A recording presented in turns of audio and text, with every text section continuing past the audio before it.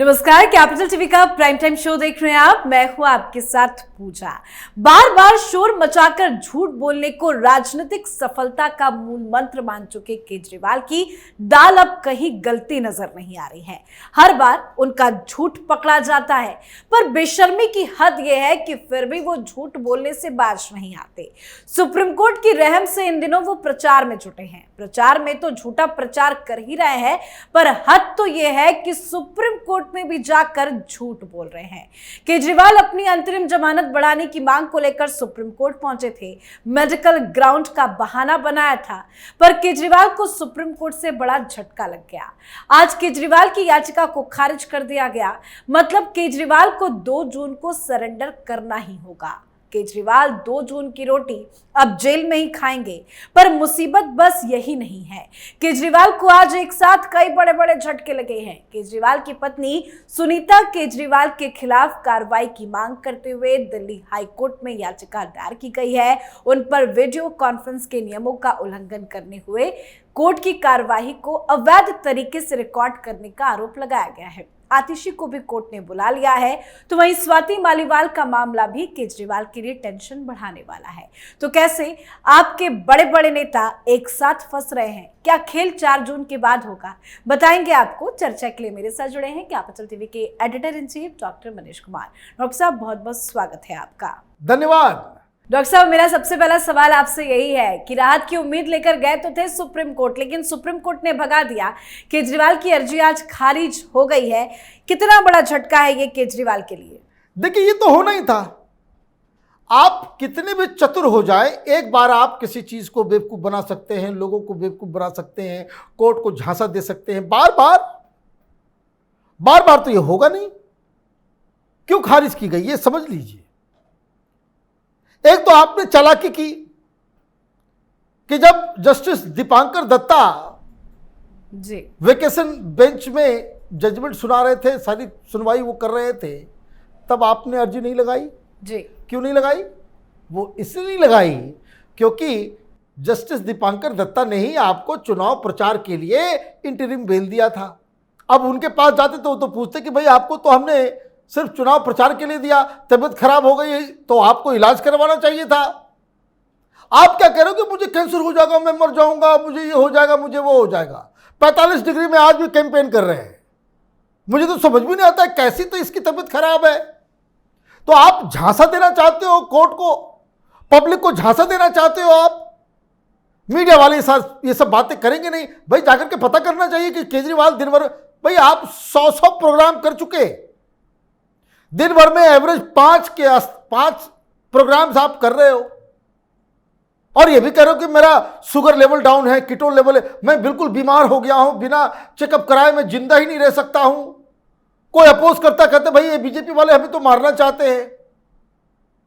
तो सारी बातें आप करोगे तो कोर्ट में तो चलेगा नहीं। जज साहब ने पकड़ लिया चालाकी। उन्होंने कहा कि भाई मैं तो नहीं सुनूंगा, जाइए आप क्यों नहीं गए जस्टिस दीपांकर दत्ता के कोर्ट में? आपको अप्लाई करना चाहिए था फ्राइडे को ही, जहां आपकी सुनवाई हो जाती। तो ये चतुर चालाक बन रहे थे। तो उन्होंने कहा कि भाई चीफ जस्टिस ही करेंगे। तो रजिस्ट्री की तरफ वहां पे जाता है, उसका प्रक्रिया है कि जो रजिस्ट्रार होता है वो तय करता है कि भाई क्या करना है, नहीं करना है। कह दिया गया सुप्रीम कोर्ट की तरफ से, खत्म करो, सुनना ही नहीं है, ये सुनने लायक नहीं है। तो मतलब 2 तारीख को अब जाना होगा। अब एक ही चीज बच गया हथियार, और जो ये क्वाइट पॉसिबल, बहुत सारे लोग सोशल मीडिया में कह रहे हैं कि अचानक से लास्ट दिन जब प्रचार खत्म हो जाएगा, ये अपने आप को हॉस्पिटल में एडमिट करा लेगा। ये खराब है, तबीयत वो खराब है, ये इस तरह का ड्रामा जो है, इसकी किसी बात पे भरोसा करना ये बड़ा मुश्किल है। अभी 2 मिनट में ये कहेगा, 4 मिनट में ये कहेगा। बात को बदलने में, चीजों को आप देखिए, हर केस में यही काम। हर जो भी मुद्दा आप उठाइए, ये हर चीज में ये पार्टी और ये लीडर यू टर्न लेने में मास्टर है। लेकिन इस बार कोर्ट ने इनकी चालाकी को पकड़ ली और ये कहा नहीं, सुनवाई नहीं होगी। अब कोई नया तिकड़मबाजी ये लोग करेंगे, बीमार बनने का, फेंट हो जाने का, कुछ भी कर सकते हैं, क्योंकि इनकी स्वास्थ्य में कोई समझ में नहीं आ रहा है। क्योंकि अगर आप वाकई तबीयत इतनी ज्यादा खराब है, आप 45 डिग्री में अगर आप कैंपेन कर रहे हैं, वो भी धूप में भाषण दे रहे हैं घूम घूम के, इट मीन्स कि तबीयत आपकी ठीक है।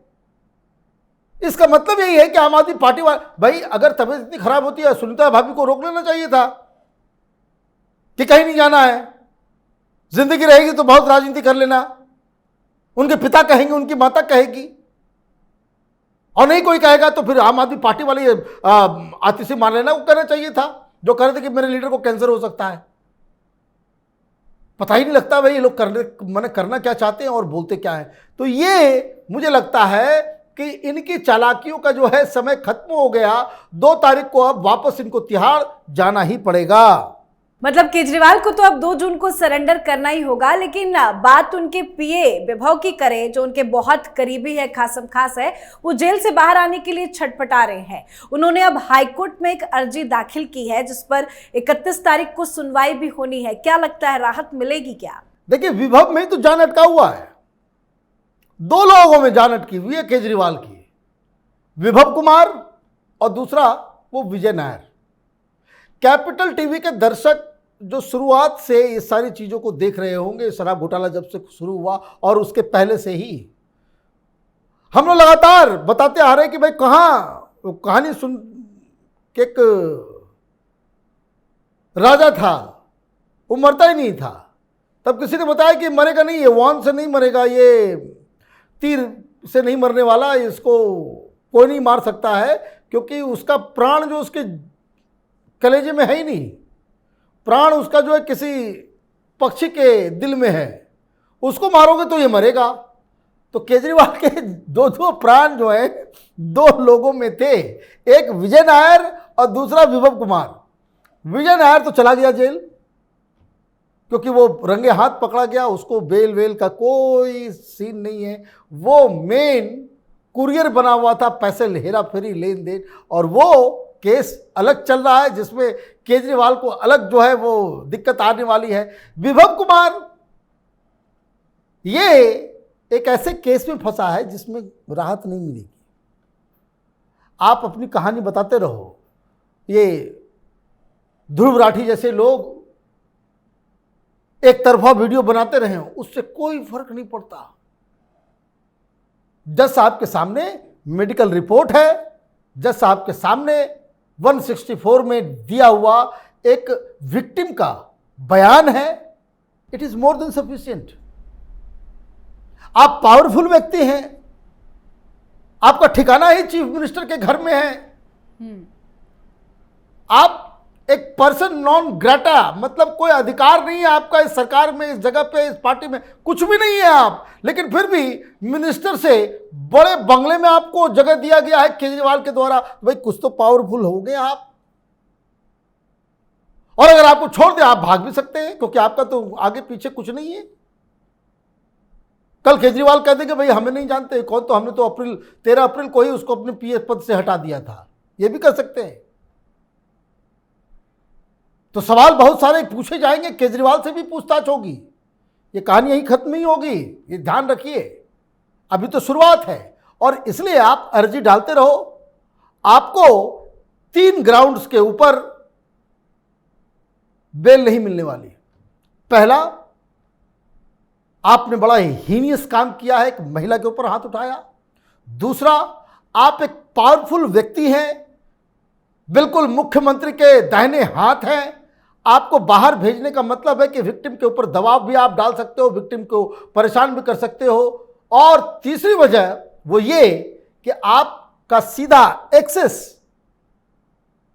सीन ऑफ माने क्राइम सीन के ऊपर है, उस जगह पे मौका वारदात के ऊपर है, तो आप और आपके साथी जो आपको बचा रहे हैं वो एविडेंसेस के साथ छेड़छाड़ भी कर सकते हैं।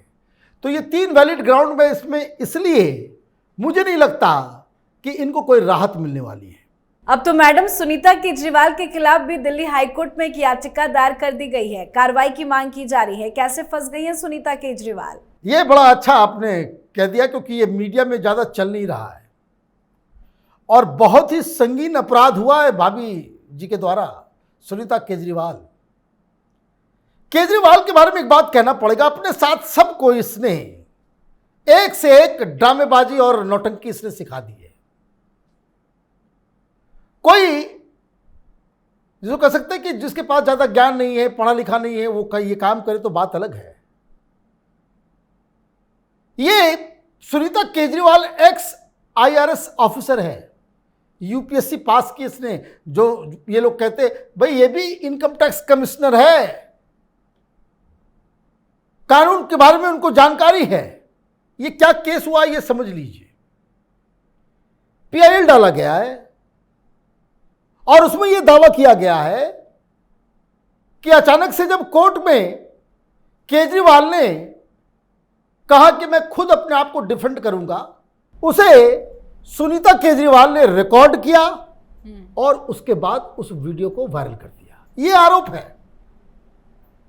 वीडियो तो सब जान रहे हैं भाई, कोई ना कोई तो रिकॉर्ड किया ही है, लेकिन जो पिटीशन डाला गया है उसमें यह क्लेम किया गया है कि सबसे पहले और इसे सुनीता केजरीवाल ने रिकॉर्ड किया और इस तरह की रिकॉर्डिंग के ऊपर पाबंदी है। ये कोर्ट की अवमानना का भी मामला है और कोर्ट के साथ जो है आप ये समझिए कि उसको राजनीति का हिस्सा भी बनाने का मामला है। तो ये PIL डाला गया है। अब दिक्कत क्या है, जो दलीलें दी गई है कि भाई कभी तो ऐसा अपने आप को वो डिफेंड करे, वो कभी नहीं करता। अभी तक सिर्फ एक उसी दिन की हियरिंग में केजरीवाल ने कहा कि मैं अपने आप को डिफेंड करूंगा और यहीं पे वो कॉन्स्पिरेसी का एलिमेंट आ जाता है। भाई आप रॉज एवेन्यू कोर्ट गए, हाई कोर्ट गए, सुप्रीम कोर्ट चले गए, कभी तो ऐसा नहीं हुआ कि आपने किया हो। सिर्फ एक बार, वो भी प्लानिंग के साथ, और जैसे ही आपका भाषण आता है बिल्कुल चलने लगता है, पहले से ही चल रहा है वो। केजरीवाल एक्सपोजेज मनी ट्रेल, कोई बहुत बड़ा खुलासा करने जा रहे हैं। सुनीता केजरीवाल ने पहले ही प्रेस कॉन्फ्रेंस में, आम आदमी पार्टी वाले पहले कि कोर्ट के अंदर बहुत बड़ा खुलासा होने वाला है कि जिससे धरती कांपेगी, आसमान फटेगा, पता नहीं क्या होगा। ये तो आपने पहले से ही कहा और वो आप वीडियो रिकॉर्ड करते हो और उसको सार्वजनिक करते हो, तो इस केस में सुनीता केजरीवाल के ऊपर भी गाज गिरने वाली है। ये कोई इंस्टीट्यूशन की कोई मर्यादा ही नहीं है, कोई मर्यादा नहीं है। इसे तो किसी गवर्नर से मिलना इनको नहीं मिलने देना चाहिए, प्राइम मिनिस्टर को टाइम नहीं देना चाहिए, राष्ट्रपति को टाइम नहीं, किसी भी रिस्पॉन्सिबल व्यक्ति को ये इस तरह के एलिमेंट्स को मिलने का वक्त नहीं देना चाहिए। पता नहीं रिकॉर्ड करके वो वीडियो चला दे। ये निर्लज्जता की बिल्कुल क्या सीमा है, मुझे समझ में नहीं आ रहा। तो कोर्ट में मसला गया है, अभी देखिए इसके ऊपर एक्शन होगा तो सुनीता केजरीवाल भी बुरी फंस सकती हैं इसमें। लेकिन हमने इतने झटकों का जिक्र किया, हर बार उनको हर मामले में कहीं ना कहीं से झटका लग रहा है, पर जितने झटके लग रहे हैं वो तो और PM मोदी पर हमलावर हो गए हैं। आज उन्होंने एक बड़ा बयान दिया, वो कह रहे हैं कि सिसोदिया और सत्येंद्र जैन को ये ऑफर मिला है कि बीजेपी में आ जाओ, बेल करवा देंगे। इस तरह की बयानबाजी वो क्यों कर रहे हैं? देखिए, कहावत है 4 दिन की चांदनी फिर अंधेरी रात। 1 तारीख तक जितना भी बयानबाजी करना है, जितना भी कैंपेन करना है, जितना भी जो कुछ करना है वो कर लें। 2 तारीख को इनको वापस तिहाड़ जाना है। लेकिन एक फर्क है जिसको समझना जरूरी है। जब पिछली बार इन्हें बेल मिला कि भाई आप चुनाव में जाकर के कैंपेन कर सकते हैं, उस टाइम में और अभी के वक्त में एक फंडामेंटल डिफरेंस समझ लीजिए। फंडामेंटल डिफरेंस ये है कि इस बीच 7th चार्जशीट ईडी ने डाल दिया है और उस चार्जशीट में क्या कहा गया है कि he is the kingpin, chief conspirator. मतलब ये पूरा जो घोटाला हुआ वो न सिर्फ इसकी नॉलेज में हुआ, इसकी जानकारी में हुआ, बल्कि इन्होंने ही इस पूरे घोटाले की साजिश रची। चीफ कॉन्स्पिरेटर एंड किंगपिन, और ये भी इनके ऊपर आरोप लगाया गया कि ये जो पाप की कमाई उससे आई उसका पार्टी में कैसे इस्तेमाल होगा, ये भी प्लान केजरीवाल ने ही किया। और ये भी बताया गया कि इनके ही आदेश पे जो हमारा प्राइम एक्यूज्ड है विजय नायर, ये इनकी ही अथॉरिटी से, इनके ही नाम पे अलग अलग माफिया दारू के जो व्यापार में जो लोग इसमें शामिल थे घोटाले में, उससे वो बातचीत कर रहा था। तो he was the key person Vijay Nayar. और वो किसके आदेश पे काम कर रहा था? वो काम कर रहा था केजरीवाल के आदेश पे। केजरीवाल का वो इतना सगा था कि चीफ मिनिस्टर के दफ्तर में यही व्यक्ति हर वक्त नजर आता था। ये कोई अधिकारी नहीं है, कोई एमपी नहीं है, कोई एमएलए नहीं है, कोई पार्टी का उसको मीडिया कम्युनिकेशन का वो इंचार्ज है। और केजरीवाल को इस पे इतना भरोसा कि आपने एक मंत्री को एक घर अलॉट किया, विशाल मकान, खुद शीश महल में रहता, आपने छट्टे बट्टों के लिए भी छोटा छोटा महल जो है इसने खड़ा कर दिया। तो आपके पास कोई जिम्मेदारी नहीं है, आप अधिकारी नहीं है, मंत्री नहीं है, एमपी नहीं है, एमएलए नहीं है, लेकिन आपके लिए एक मंत्री को घर दिया जाता है और उस मंत्री को कहा जाता है कि भाई घर खाली कर दो, यहां मेरा चेला बैठेगा, ये मेरा हमराज बैठेगा। विजय नायर को बकायदा एक ऑफिशियल रेसिडेंस मिला हुआ था जो एक मंत्री को मिलना था, कैलाश गहलोत को, और वो घर के बगल में। तो विभव को भी दिया। वैसे बताते भाई विभव का जो मकान था वो मंत्री के मकान से ज्यादा बड़ा था। तो ये आरोप लग रहा है, इसका पूरा सबूत है, फेस टाइम का वीडियो है, चैट है, सब कुछ है। तो अभी कोर्ट की निगाह में 4 तारीख को ये फैसला होगा कि ये जो चार्जेस लगाए गए हैं वो बेसलेस है या इनके ऊपर चिपक रहे हैं। अगर चार्जशीट को एक्सेप्ट कर लेती है रॉज एवेन्यू कोर्ट, तब केजरीवाल लंबे समय के लिए नप जाएंगे, फिर इनका बाहर आना बड़ा मुश्किल हो जाएगा। जी बहुत बहुत शुक्रिया जुड़ने के लिए और तमाम जानकारी देने के लिए। धन्यवाद। तो एक साथ केजरीवाल के लिए कई मुसीबत पैदा हो गई है। सुप्रीम कोर्ट से भी झटका लग गया है। अब कोई बहाना या झूठ नहीं चलेगा। केजरीवाल को 2 जून को सरेंडर करना ही होगा। तो वहीं विभव कुमार ने जमानत को लेकर निचली अदालत के फैसले को हाईकोर्ट में चुनौती दी है, जिस पर सुनवाई 31 मई को होगी। तो उधर दूसरी तरफ सुनीता केजरीवाल की मुसीबत भी बढ़ती नजर आ रही है। सुनीता केजरीवाल के खिलाफ दिल्ली हाईकोर्ट में एक याचिका दायर की गई है, जिसमें अदालत के वीडियो कॉन्फ्रेंसिंग नियमों का उल्लंघन करने के लिए कार्रवाई की मांग की गई है। तो चारों तरफ से फंस गए हैं केजरीवाल। इस पर आप अपनी राय कमेंट कर लिखें। देखते रहिए कैपिटल टीवी। नमस्कार।